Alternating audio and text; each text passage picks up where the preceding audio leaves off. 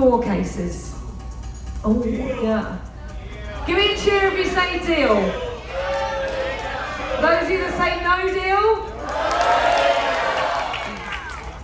He's saying no deal, said Matthew. We are going to play on. I thought you might have gone there for a minute. All right, let's see. Did we help anybody out in our casino free play? We certainly did. There's 11 of you with $5, but one lucky winner has got $10 casino free play. Let's see who that winner is. Janie, or Janie? Well done, my lovely. $10 casino free play winging its way to you. Oh, you've got a sparkly little number on. I like that. All right, back to the game. We need 4 cases now. 13. 13. Unlucky for some, but we want it to be lucky for us. We want it to have the penny in it. 13. Okay. All right. Not ideal, but not terrible. Next one. 7. Number 7. My lucky number. Come on. I want a penny and 7. Let me do it for Matthew. Oi! Okay, not so lucky anymore. Maybe I'll change my lucky number. 350 still in play. Don't forget, Tamara only walked away with 178. Alright, so there's still a lot to play for over there. I can hear 14, I can hear 12. 14. 14 we're going for. 14, looking for the penny. Come on, please. Oi, oi, oi. Alright. One more case for this round. Really needed to be this side of the board. They're not helping, are they? No. 2. Number 2, he says, one little duck. Quack. Come on, let's have a penny and 2. Oh my goodness. It's not a great round. He's going to enjoy that. Let's see what the bank has to say. We've still got 350 in play. Oh, he's not even there, look. Excuse me. Oh, sorry, don't mean to interrupt. If we can have an offer. Let's see what he says. $75. $75, and bearing in mind, on the other side, you've still got 75, 100, 125, 150, and 350 in play. We need to open 3 cases on the next round. If you can keep the 3 over here, you're going to be looking at a better offer for starters. Deal, come on. Who says deal? Who says no deal? But you were wrong last time. 3 cases. 3 cases. 3 cases. I mean, look, you got 6 you can knock out. No deal, he says. No deal. We're going to play on. Come on, give Matthew some energy. Come on. Woo-hoo-hoo-hoo. Let's see, is anybody else? No, that round was rubbish for everybody. Next. Let's breeze over it. Build a bridge. All right. Back to the board. So, we need to take out 3 cases in this round, and we really need them to be over here. That's key. So find me 3 cases this side of the board. 3, 4, 5. Let's do 6. 6? Alright, we're going to open case number 6, looking for the penny. 25 cents, that's fantastic. Do that for me 2 more times, Matthew, 2 more times.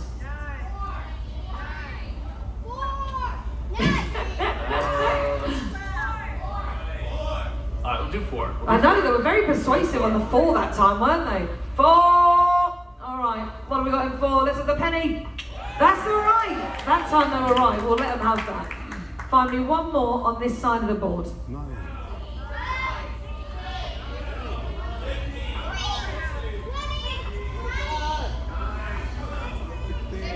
8. He didn't listen to one of you. I heard all the numbers, no one said 8. Alright, number 8, looking for the penny. Come on, penny and 8. Alright, that's fine, because it's still the right end of that side of the board. Let's see what the banker says now. We said no, it's 75. We've still got a lot to play for over there. Come on, you've got to put your hand in your pocket now. You need to increase that offer, surely. Don't be tight. Come on. $93.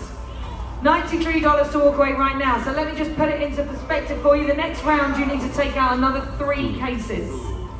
There's another 3 on the next round. I mean, you've still got 4 that you could lose from over here. I mean, even 5 or 6 if it's the top end. But, I mean, we really don't want to hit these 2 biggies. He's dealt with dealing at $93. Give Matthew a massive round of applause. Take a seat, Matthew, because we've still got to finish the game. You've got to finish the game for everybody else. I know you were so excited. Matthew has won $93. Come on, make some noise. Lovely, well done. Let's see, do we help anybody else out on the prize board? Oh, $50 casino free play going to Jodie. Well done. Yes, look out. She's at the back there twinkling away. Okay, so we dealt at $93. We still want to beat the banker. We can still do that. So play on now. Hypothetically, as if you're still playing the game, which number would you have taken out next? 3. Number 3. All right, number 3. We're looking for big numbers now. So 350, please. Okay, maybe not. Find me the big ones. 16. 16. Oy. Okay. This would have been a 3-case round. 12. 12. Come on. We need a big one. We need a big one. But all right. So at that point, I don't know how much that would have affected the offer, to be perfectly honest, because 2 on this side, you still kind of had some bits over there, but I think you'd have been looking at about the same. So continue to play on then. Which case will we get rid of next? 9. 9. Is it a biggie? $20. Okay. Another case. 15. 15. Come on, give me a biggie. There we go. Brilliant. So you never had the 350. So the most you could have walked away with the 150 still in there somewhere. Yes. So we need to find the 150 now. Where is it? 20. 20. Let's take a look. Oh, and there was the penny. There was the penny. So at this stage of the game, I would have asked you if you wanted to swap your case or keep the one you had. Would you have swapped or would you have kept 18? I'll keep it. Gonna keep it? We're gonna keep 18. So let's close the game out then. Let's find out. Were you holding? No, you weren't. That's amazing. So number 18 has got $100. So you missed out on $7. Yeah, What's okay. $7? That's a bar tip, right? Give Matthew a massive round of applause. Walking away with $93. Amazing stuff. And so close to beating the banker. Only $7 out there. 2 people. Oh my goodness! Somebody just hit the jackpot. Somebody's just got $400 on our match play game. Matthew, you did this for somebody in the audience. Who has won $400? Let's find out. Jamie! Yes, we're now having cheers! Give Jamie a massive round of applause. You owe Matthew a beer. Amazing, congratulations. Now, of course, the game is still not over because now we play my favourite bit, the banker's wheel. Give me a 3. Thank you. Good night, everybody. Oh, encore. Thank you. Hello. Hi. Thanks for coming out to the early show. I appreciate it. I know you had a day out in the sun. Did everybody have a good time today? Yeah, good. Well, I'm going to do a little magic for you. My show's a little bit different. I want to get started right away with something. I want to jump right into it with a little bit of mind reading. And actually, what I'm going to try to do, I'm going to attempt to gather what everybody in the crowd is thinking right now. Not just one individual person, but everybody. But I need your help. Here's what I need you to do. I need you to put your hands out like this. Wiggle your fingers at me. Send me that energy up here. Put your hands like this. Put your hands like this. I'm getting the vibe. I know you're thinking. Put your hands like this. You're thinking, please don't let me be the one he picks to come up on stage tonight. See, I know most of you are thinking that. Well, on this show, I'm not coming down the stage. So for a lot of you, this will be the most enjoyable magic show you've ever seen because I'm not bringing anybody out. So just sit back, relax, and enjoy it. Oh, yeah, get applause there. Good, right from the beginning. Great. All right, good. So, I come from Florida. How many people from Florida here? Good. Okay, I'm going to test you. I'm from a little town called Zephyr Hills, Florida. Yeah. Oh, yeah. Water. And what are we famous for? Water. The water, that's right. And what I'm going to tell you tonight, I'm going to tell you how I became a magician. A lot of people ask me questions when I tell them I'm a magician. And these are the top 3, and this is serious. Hi, I'm Steve. I'm a magician. Oh, yeah? What instrument do you play? I get that a lot more than you think. Number 2, hi, I'm Steve, I'm a magician. Oh yeah, can you make my wife disappear? Yeah, don't laugh, guys. I'm getting you to make my husband disappear more and more these days. And number 3, they asked me how I got started and how somebody becomes a magician. Well, it started when I was 8 years old. I was a small child. And I got a magic kit for Christmas. I have a picture of it right here. This is it. This is shown actual size. You should have seen our Christmas tree. I got it for Christmas. And this guy right here, his name is Marshall Brodeen. And Marshall Brunion sold these kits in the 70s. My last name is Marshall. His first name is Marshall. So it gave me a real connection. And when I got my kit, I gravitated to these tricks over here on the side, the water mystery, the mystic cards, the glass suspension, the rice mystery, and the cut and restored rope. And the first trick I ever did was the cut and restored rope trick. And it's a superstition of mine to start every show by doing this trick. Now, I gotta tell you, the first audience that I ever had was my mom, my dad, and my sister in their living room, which was kind of like this room, only a little bit bigger. And I got the magic piece of rope out of the box. I read the instructions, and this is what it told me to do. I came out and said to take the rope, tie it into a knot, take out your magic rope cutting scissors. I was 8, that's all they give me, and cut the rope right there. They said then, this is what the instructions they said. It said when you untie the rope, you'll have 2 pieces of rope exactly the same length. And this is exactly what happened, true story. So I did what any self-respecting 8-year-old magician would do at this point. I ran out of the living room crying. And seriously, and my dad chased me into the other room and he said, listen, Stephen, this is when you can show people what an optical illusion is. Now I'm going to show you this tonight. You can do this at home. If you go home, you get a short piece of rope and a long piece of rope, or a string, or an old tie that you want to cut up, and just a short piece and a long piece like this. And you move your hands together and apart at just the right speed. You can create the illusion, just an optical illusion, that both ropes are exactly the same length. Watch, this is really cool. Here we go. You see it? It looks great from this side. No, actually you got to move your hands just a little faster. The faster you move your hands, the more you get those ropes to jiggle around. The more the illusion is created that both ropes become exactly the same. It's just an illusion though. That's reality.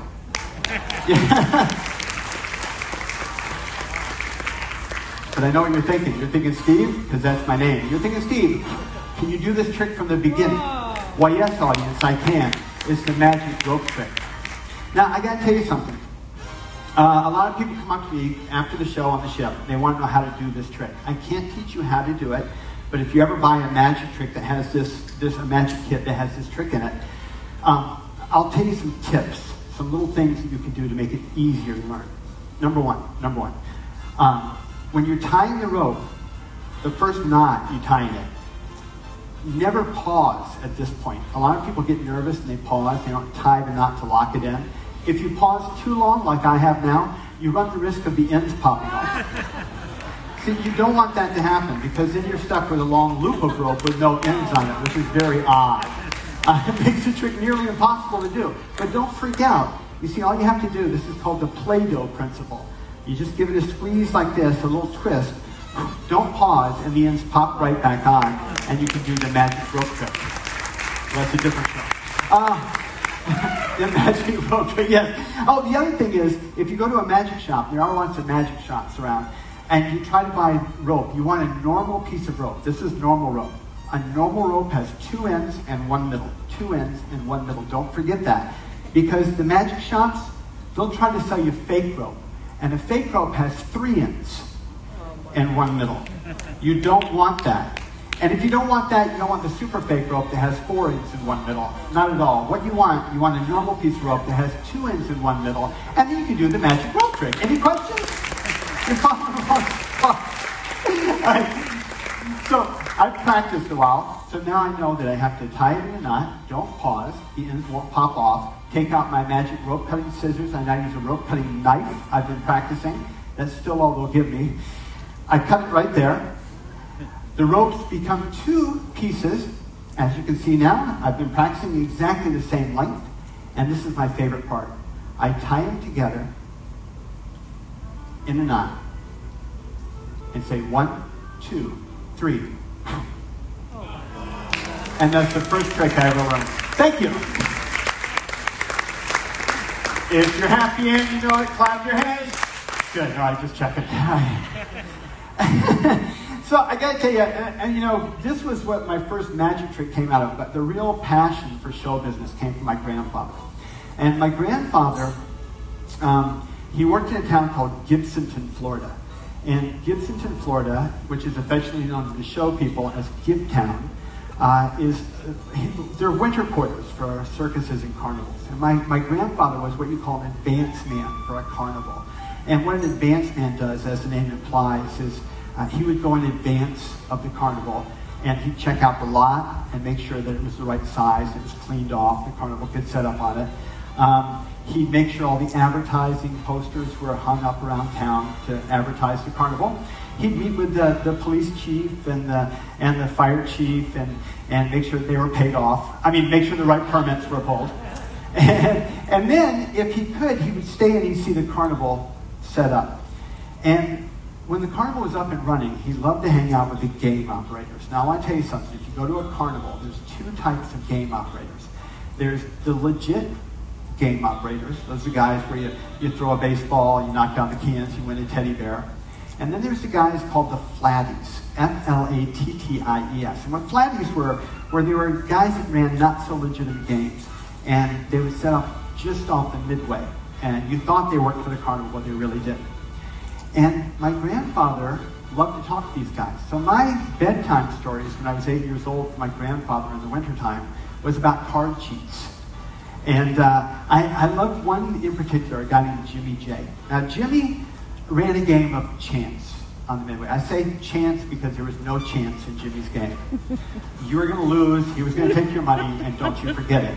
But Jimmy was such an amazing entertainer that most people would shake his hand at the end of the night until they got about 100 yards down the midway and they realized how much money Jimmy had taken from them. Well, another unwritten rule of a con man is don't be greedy. If you have a good take, you pack up and you get out of town before the people come back. You don't want the confrontation. So I want to tell you a story about Jimmy J. As my grandfather used to tell me, so if I can get a little carnival music, please, that'd